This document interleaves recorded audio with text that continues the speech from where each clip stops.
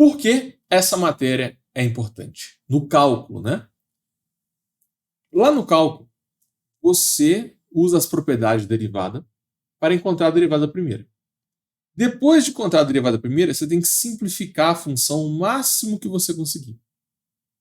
Aí depois, você verifica onde a derivada primeira é positiva, aonde ela é negativa.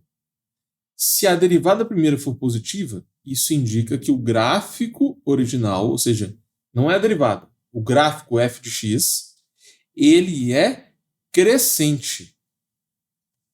E se a derivada for negativa, o gráfico é decrescente. Então, essa matéria chama análise de crescimento. Uma das principais matérias que você vai aprender em derivadas, né? Lá no cálculo 1. Um pouco depois de limite, você já vai entrar em derivadas, e essa é uma das maiores aplicações, né? Fazer a análise do gráfico. Além de olhar o crescimento, você também pode olhar a concavidade.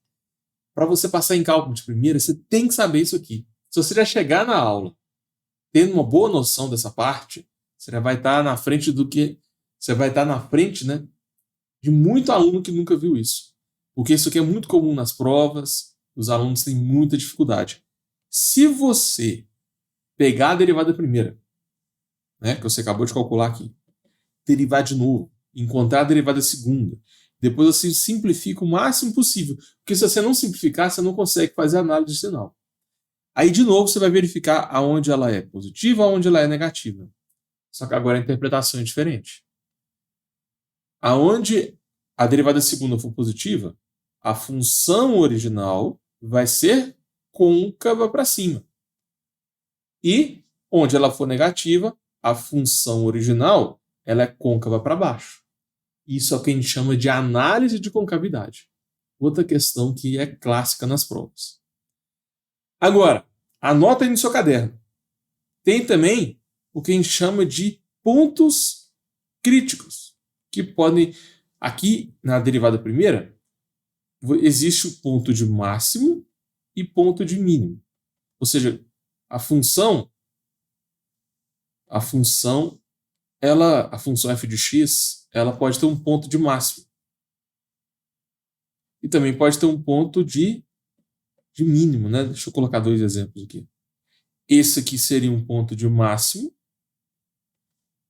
Esse aqui seria um ponto de mínimo. Então a gente usa a derivada para esboçar um gráfico qualquer. E aqui na derivada segunda, você também vai conseguir encontrar o PI, que é o ponto de inflexão. O ponto de inflexão é um ponto em que a concavidade do gráfico muda. Por exemplo, o gráfico ele é côncavo para cima, depois do ponto de inflexão ele fica côncavo para baixo. Sacou? Para você passar em cálculo de primeira, você tem que acostumar com gráficos. Pode cair nessa prova, por exemplo, para você esboçar o gráfico x² menos x dividido por x mais 2. Isso aqui você não sabe fazer, né, no ensino médio, no pré-cálculo. Você não aprende a fazer isso.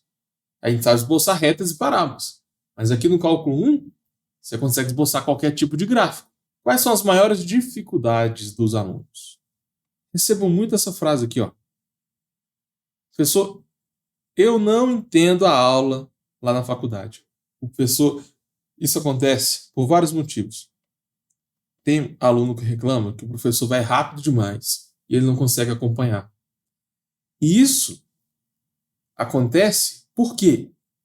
Porque a matéria é grande, o professor normalmente tem muita coisa para passar em pouco tempo, e isso também acontece porque a aula ela tem um limite, né? Normalmente a aula dura, 50 minutos, ou então se tiver duas aulas, né? Pode durar até 2 horas. Tem um limite de tempo. Então, como é muita coisa para passar em pouco tempo, o professor, às vezes, ele tem que correr com a matéria. E uma outra coisa que a galera reclama é que normalmente os professores pulam passos, porque ele assume que o aluno já sabe. Por exemplo, se você está em derivadas, ele assume que você já sabe limite, você já sabe pré-cálculo, você já sabe matemática básica.